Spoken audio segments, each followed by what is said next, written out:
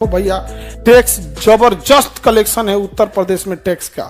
इतनी फैक्ट्रियां Noida, Ghaziabad, Noida extension greater Noida में है।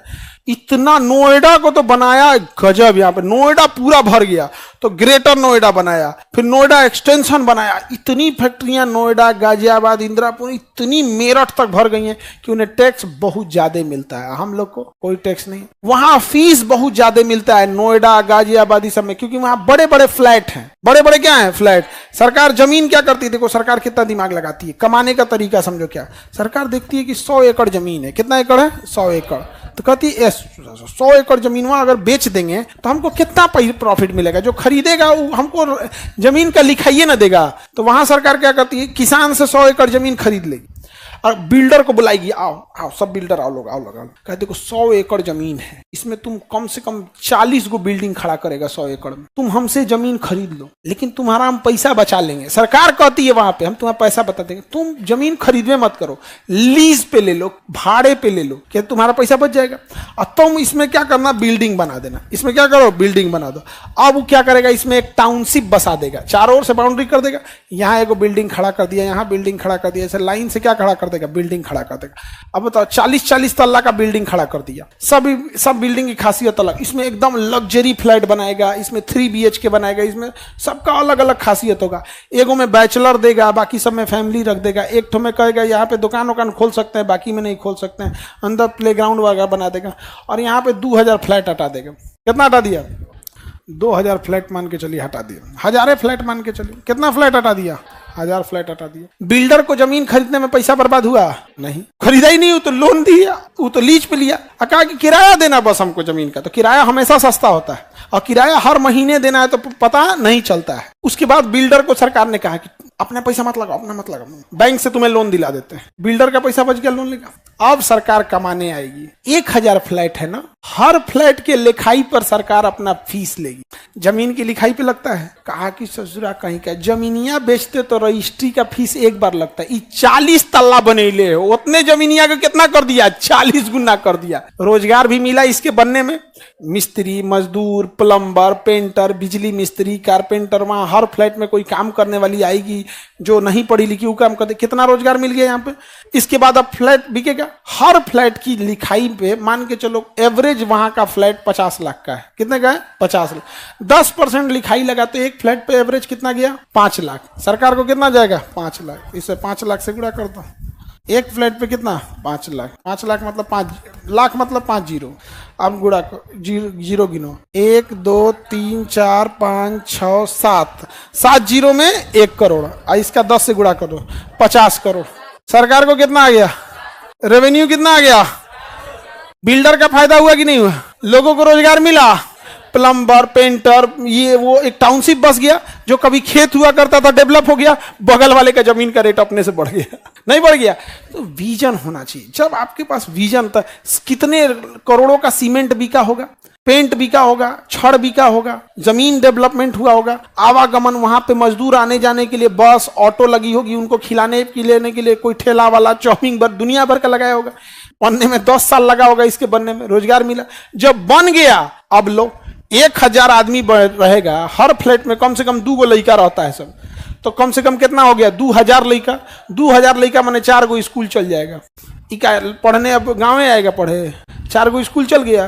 उसमें 10% पक्का बीमार रहेगा तो बच्चा का डॉक्टर, महिला रहेगी महिला का डॉक्टर, बूढ़ा आदमी ढेर बीमार पड़ता है, हॉस्पिटल चेन, सारी चीजें। तो जब भी अगर आप इंफ्रास्ट्रक्चर पे आप काम खर्च करते हो तो आपका डेवलपमेंट होता है, पूरा एरिया डेवलप होगा कि नहीं होगा। इतना लोग बिजली का खपत करेंगे, बिजली किससे खरीदेंगे, सरकार से।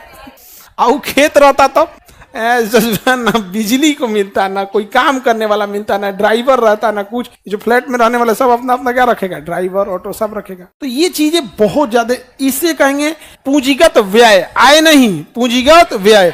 अगर आप कोई निर्माण करने के लिए व्यय कर रहे हैं तो कौन सा व्यय होगा, पूंजीगत व्यय। पूंजीगत व्यय। तो बताओ, जिन मुंबई को देखो, मुंबई में अमीर एक से एक है, सब टैक्स भी ज्यादा मिल रहा है, अब मुंबई में खाली फ्लैट बिक रहा है कि नहीं। अच्छा, ये बिल्डिंग का जो टॉप फ्लोर बिकता है सबसे महंगा, किसी भी बिल्डिंग का टॉप फ्लोर को बोलते हैं पेंट हाउस। क्या कहेंगे, पेंट हाउस सबसे महंगा बिकता है, उसके ऊपर कुछ नहीं, पेंट हाउस सबसे महंगा बिकता है फ्लैट में। छत पूरा जबरदस्त बड़का एकदम, अकेले पूरा जबरदस्त बना के घूमते रहो भैया, पेंट हाउस में घूम रहे, नहीं समझे। तो जैसे दिल्ली उल्ली में जाएंगे ना तो कोई एड्रेस बताएगा, फ्लैट नंबर इतना, फ्लैट नंबर उतना, तो लोग नॉर्मल समझते हैं और कहेगा पेंट हाउस और सूरत में अगर फ्लैट 50 लाख का है तो पेंट हाउस 4 करोड़ का होगा। तो वहां एक अलग स्टेटस है, पेंट हाउस। बड़ी बड़े बड़े लोग रहते हैं पेंट हाउस उसमें। हम लोग तो गए हुए हैं मिलने उलने, तो कहते हैं खान सर पेंट हाउस आ जाइएगा, तो हमनी को कौन सी पता पेंट हाउस आ जाइएगा, हम लोग गांव का दुआरा पे रहने वाला आदमी। पेंट हाउस तो फ्लैट नंबर बोलिए ना, तो कह रहे अरे सर किसी से बोलिएगा पेंट हाउस, आपको छोड़ देगा वहां पे। तो अब हमको लगा कि ईट के बोला था पेंट हाउस, इसका मतलब कोई दम है। बाद में देखे पेंट हाउस इतना बड़ा है, बहुत बड़ा पेंट हाउस रहता है। खैर हम देहात वाले, उतना पेंट हाउस बराबर दुआरा होता है हम लोग का। हमने देहात वाला को कौन सी तू बड़का घर देखा रहा, उतना भैंस बनाती है। नहीं समझ, हम देहात वालों को खुला खुला में रहने का क्या है आदत है। विजन समझ में आ रहा है।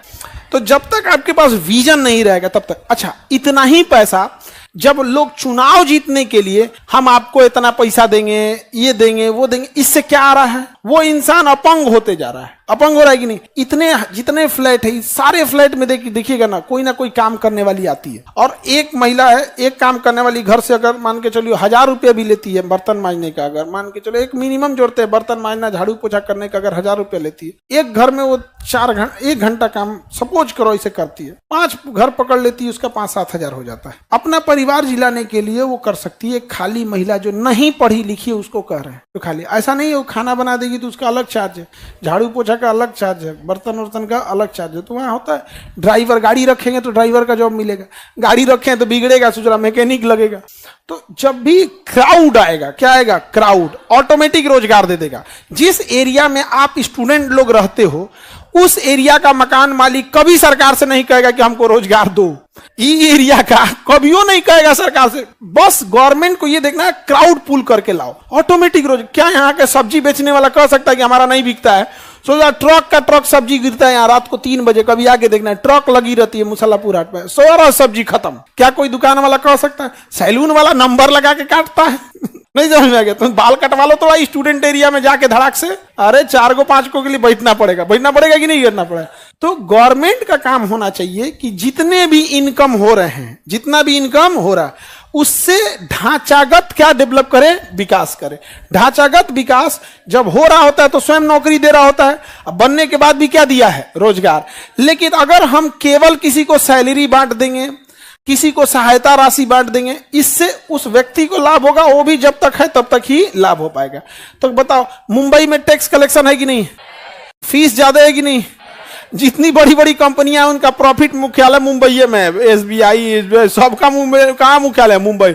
उसको प्रॉफिट भी क्या हो रहा है कि नहीं हो रहा है, जबरदस्त। PSU public sector undertaking, steel authority of India, ONGC, ये सब कहाँ है, सब बड़े बड़े शहर में, बड़े बड़े शहर में।